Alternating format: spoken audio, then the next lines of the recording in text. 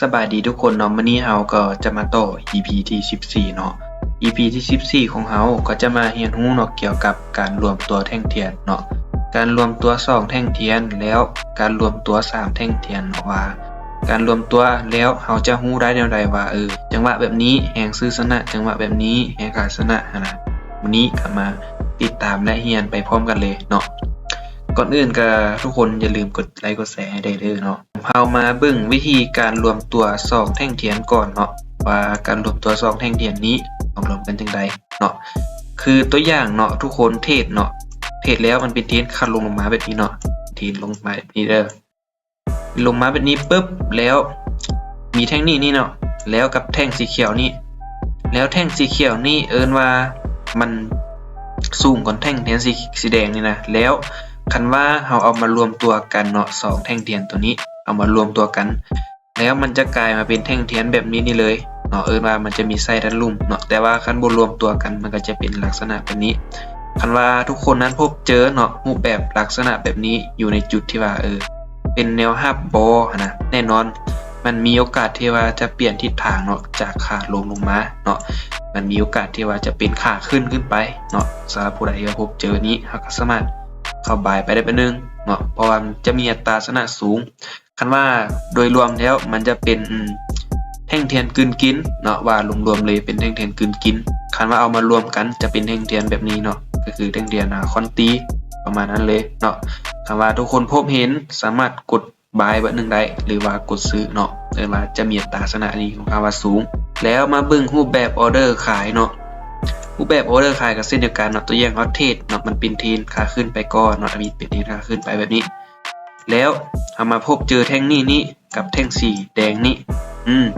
อิ้นว่าแท่งสีแดงนี้ได้ลงกายของแท่งเทียนสีเขียวแล้วเอิ้นว่าคันว่าเป็นรูปแบบก็คือเป็นรูปแบบแท่งเทียนกลืนกินเนาะ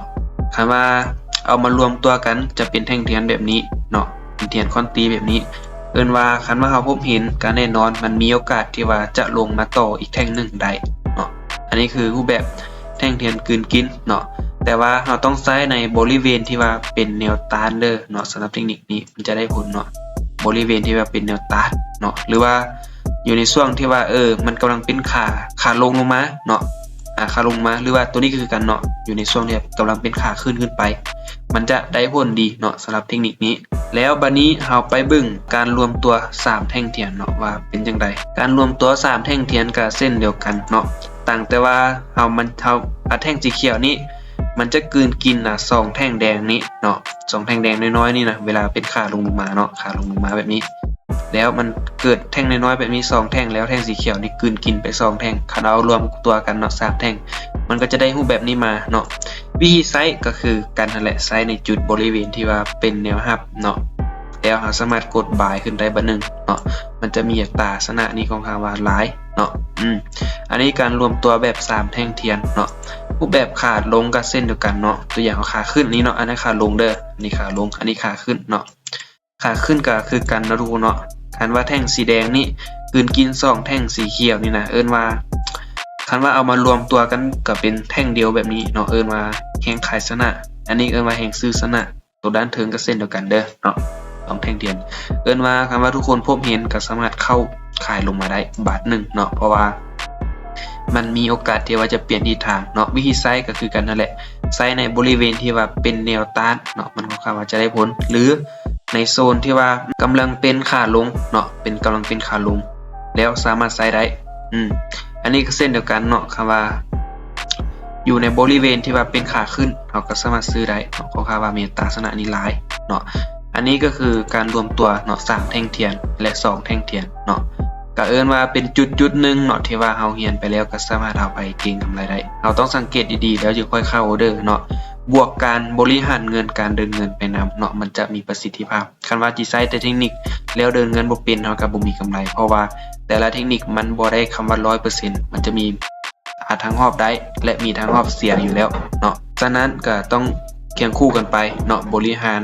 การเดินเงินอีกต่างๆการบริหารการเดินเงินก็คือค่อยแนะนำให้แล้วอยู่ในคลิปประมาณ EP 7 EP 8ประมาณนั้นมีแต่ปึ้งคืนเนาะแล้ว EP ที่15ของเฮาเนาะ EP ที่15ของเราจะมาเรียนรู้เกี่ยวกับการสังเกตแรงซื้อแรงขายเป็นเปอร์เซ็นต์เนาะแล้วจะไปต่อสังเกตแท่งเทียนแล้วเข้าออเดอร์เนาะก็มีแต่ฝากทุกคนนั้นกดติดตามไว้เนาะใกล้เข้ากับเทคนิคแล้วเนาะอันนี้ก็เอิ้นว่าเป็นเทคนิคแล้วเนาะก็มีแต่ว่าไปปรับใช้ลองเบิ่งเนาะสำหรับคลิปนี้ของเราก็เอิ้นว่าเอาส่ำนี้ไปก่อนเนาะมีหยังก็แลกเปลี่ยนนำกันในคอมเมนต์เลยเนาะ